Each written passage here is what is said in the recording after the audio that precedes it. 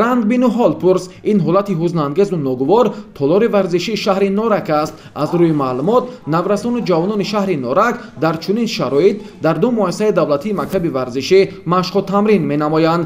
толоре ки айни ҳол мо қарор дорем дар маркази шаҳри Норак ҷойгир мебошад. аз рӯи маълумот ин толор соли 1964 сохта ба истифода дода шудааст ва аз ҳамон солҳо ин толор аз бетаваҷҷуҳии масъулони соҳаи варзиши шаҳр ба чунин аҳволи хароб гирифтор шудааст. аз рӯи маълумот дастпарварони муассисаи давлатии мактаби варзишии шаҳри Норак дар чунин ҳолати харобу валангор машқу тамрин менамоянд ки ин ҳам бошад ба ягон шароит ҷавобгӯй нест ва дар шафати ин толор бошад боз як толори дигар мавҷуд мебошад ки толори мазкур ҳам ба ягон шароит ҷавобгӯй нест ва дастпарварон дар чунин шароити номусоид машқу тамрин менамоянд.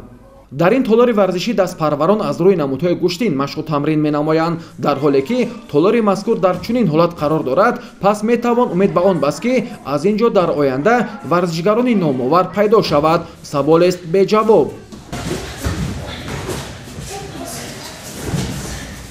чӣ сабаб аст ки дар ҳамин давоми 5 моҳ нисбати соли гузашта дастовардҳои варзишгарон кам ба назар мерасад?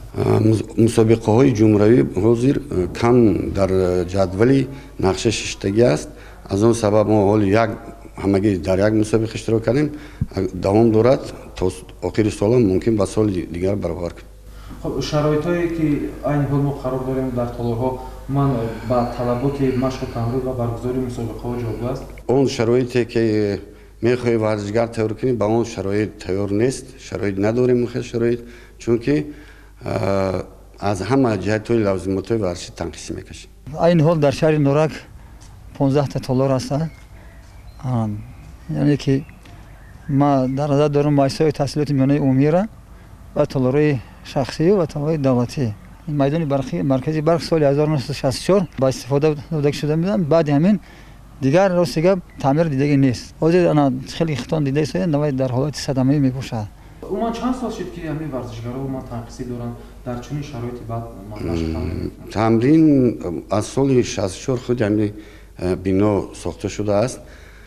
همه تمام بنا تامین طلب است. لازمات ورزشی گفتم چه قید کردم کمند به نظر رسیده میشد.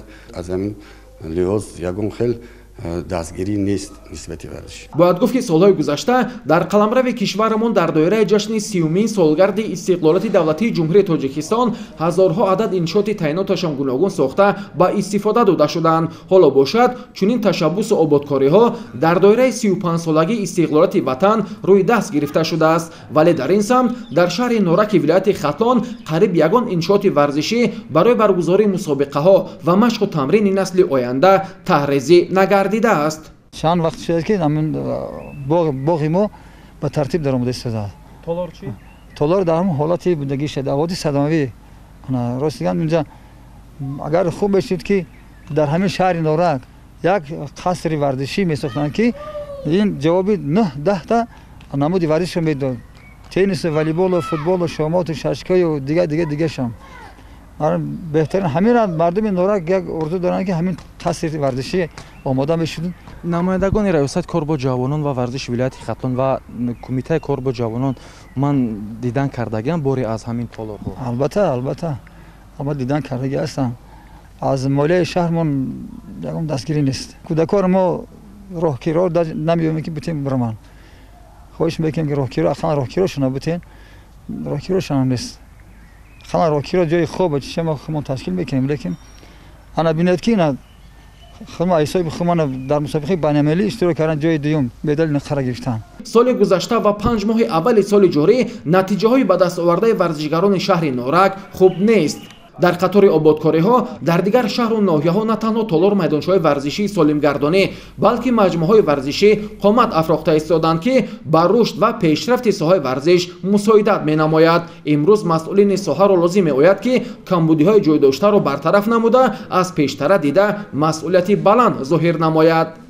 نقطه دیگر این است که نخواهد طی این سالها نمایندگان از کمیته کار با جوانان و ورزش نزد حکومت جمهوری تاجیکستان و یا ریاست کار با جوانان و ورزش ولایت ختلان باره هم از این تالارها دیدن نکرده باشند. мо дар оянда низ ин мавзӯъро пайгирӣ хоҳем кард. гузориши Парвези Хуршед ва Абдуразиқи Маҳаммадшоҳ барои барномаи иттилоётии хабар аз шаҳри Норак.